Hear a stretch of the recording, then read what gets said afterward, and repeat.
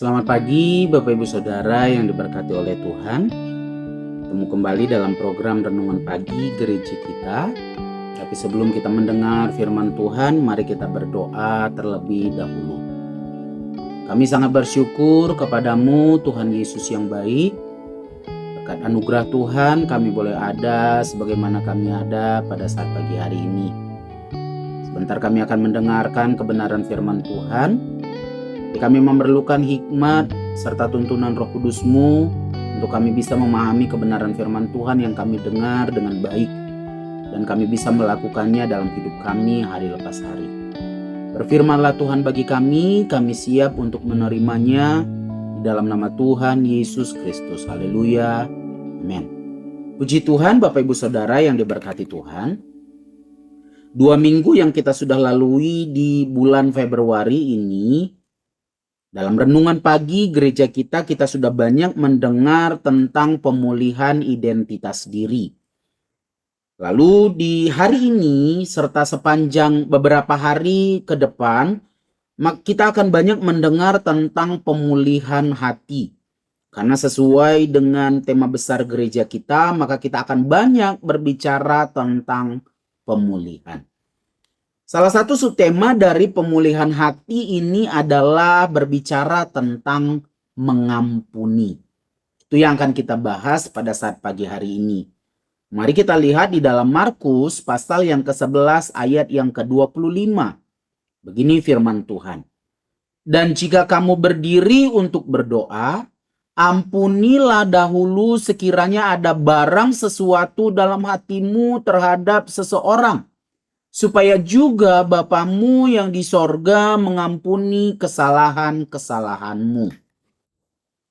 Bapak Ibu Saudara yang diberkati Tuhan, dalam ayat pokok kita ini tadi, Yesus memberikan nasihat kepada para murid tentang doa. Dalam ayat ini Yesus menjelaskan bahwa kalau mereka mau berdoa kepada Tuhan, datang berdoa kepada Bapa di sorga, dan supaya doa-doa mereka sampai kepada Tuhan, maka mereka harus mengampuni terlebih dahulu orang yang berbuat salah kepada mereka. Kenapa? Karena dengan demikian, maka Bapa yang di sorga juga akan mengampuni setiap kesalahan-kesalahan yang mereka perbuat. Emang apa hubungannya kesalahan dengan doa, Bapak Ibu Saudara? Apa hubungannya kesalahan dengan doa-doa kita sehingga doa kita terhalang kepada Tuhan? Ya. Di dalam Yesaya 59 ayat yang kedua berkata begini. Tetapi yang merupakan pemisah antara kamu dan Allahmu ialah segala kejahatanmu, dan yang membuat Dia menyembunyikan diri terhadap kamu sehingga ia tidak mendengar ialah segala dosamu. Penghalang doa adalah dosa.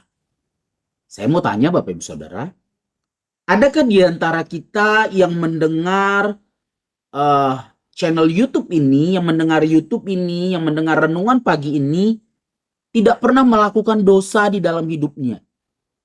Tidak melakukan hal-hal yang salah, tidak melakukan hal-hal yang tidak berkenan, yang tidak sesuai dengan firman Tuhan. Adakah di antara kita seperti itu?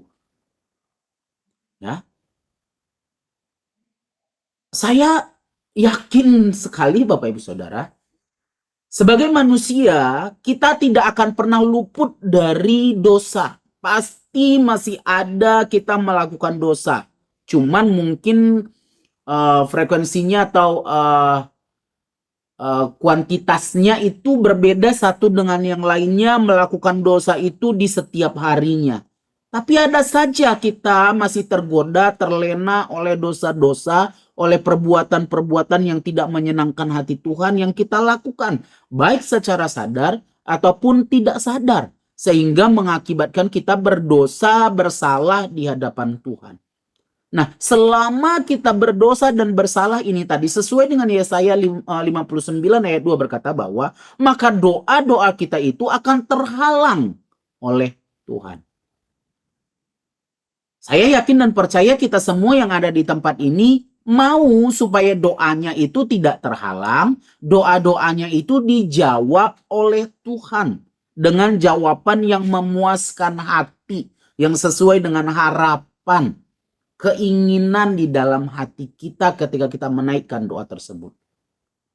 Dan mau tidak mau Bapak Ibu Saudara, karena kita masih berdosa ini tadi, supaya doa kita tidak terhalang, maka kita harus diampuni oleh Tuhan.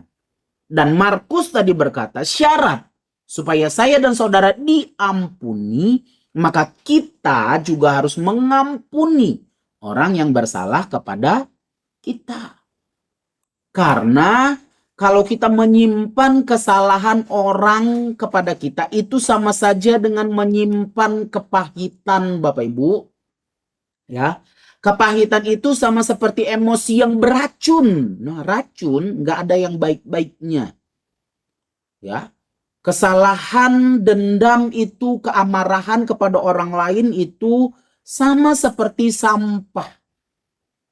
Tidak ada baik-baiknya ketika kita semakin lama-lama menyimpan sampah. Buah, Bapak Ibu Saudara, contohnya saja adalah buah jeruk. Buah jeruk yang sudah busuk tidak akan disatukan dengan buah jeruk yang masih bagus. Kenapa?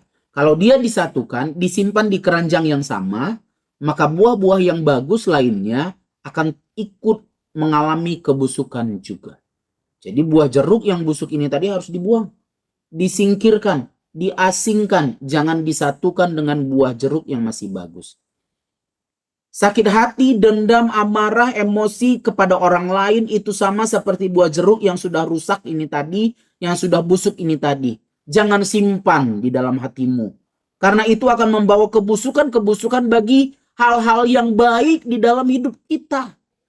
Itu akan menimbulkan kebusukan-kebusukan bagi yang lainnya.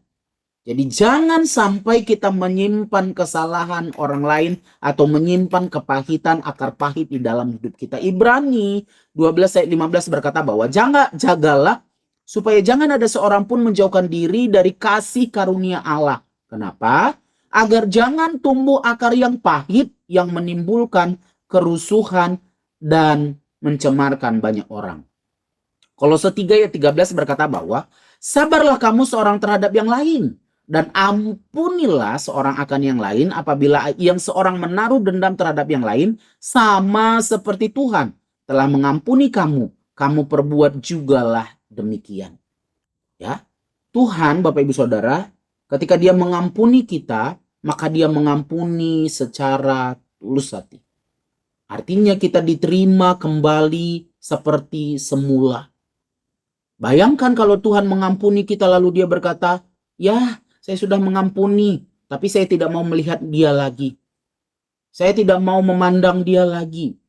Bukankah banyak di antara kita yang berkata seperti ini, oh saya sudah mengampuni dia kok, udah lama saya mengampuni dia. Tapi berpapasan muka pun kita sudah tidak mau. Bertegur sapa pun kita sudah tidak mau. Melempar senyum saja pun kepada orang tersebut kita sudah tidak mau. Bahkan dikatakan saya sudah tidak mau satu dunia dengan dia. Wah, kita mau pindah kemana, Bapak Ibu Saudara? Bayangkan kalau Tuhan berkata seperti itu kepada kita, oh aku sudah mengampuni, tapi aku tidak mau lagi melihat muka anak ini. Gitu. Aduh, kita mau kemana? Mau kemana kita mau mencurahkan setiap isi hati kita? Mau kemana kita meminta, memohon pertolongan kalau bukan kepada Tuhan? Jadi sama seperti Tuhan, mengampuni itu artinya Dia menerima kita kembali seperti semula, maka kita pun harus seperti itu. Markus tadi mengatakan bahwa mengampuni, kita yang mengampuni dan Tuhan mengampuni itu perkataannya itu sama. Jadi mau tidak mau kita harus menerima orang sama seperti sebelumnya dia melakukan kesalahan kepada kita. Beberapa kata para ahli tentang memaafkan ini, menurut Robert Enright berkata, dia adalah seorang ahli psikologi. Memaafkan adalah tindakan melepaskan perasaan benci, dendam, dan keinginan untuk membalas dendam kepada seseorang yang telah menyakiti. Dan sebaliknya, ini menarik, menggantinya dengan perasaan belas kasih, perdamaian, dan cinta.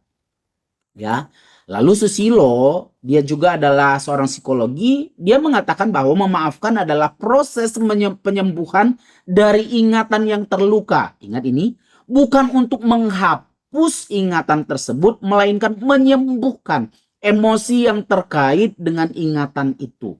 Lalu American Psychological Association berkata bahwa keputusan ini, memaafkan ini adalah keputusan sadar dan sukarela untuk melepaskan perasaan benci, kemarahan, dan keinginan membalas dendam terhadap seseorang atau kelompok yang telah melakukan kesalahan tanpa memandang apakah pelaku layak mendapatkannya atau tidak.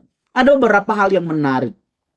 Mengampuni, dikatakan tadi, kita tidak membalas dendam lagi, menuntut balas lagi, tetapi sebaliknya kita menggantinya dengan perasaan belas kasihan. Gampang? Tidak. Orang yang sudah menyakiti hati kita, kita harus mengasihi dia. Gampang? Tidak. Tapi itulah yang diinginkan oleh Tuhan. Kita menerima orang tersebut kembali seperti sedia kala sebelum dia melakukan kesalahan. Dan kita harus memberi dia perasaan belas kasihan. Dikatakan tadi, apakah kita melupakan? Bukan. Ketika kita mengampuni bukan berarti kita langsung lupa ingatan. Ya bukan. Tapi ada di dalamnya proses penyembuhan diri. Emosi yang marah ini tadi sudah berganti dengan belas kasihan. Dan dikatakan tadi, menurut tadi American Psychological tadi, dia berkata bahwa bukan karena orang ini layak atau tidak menerimanya.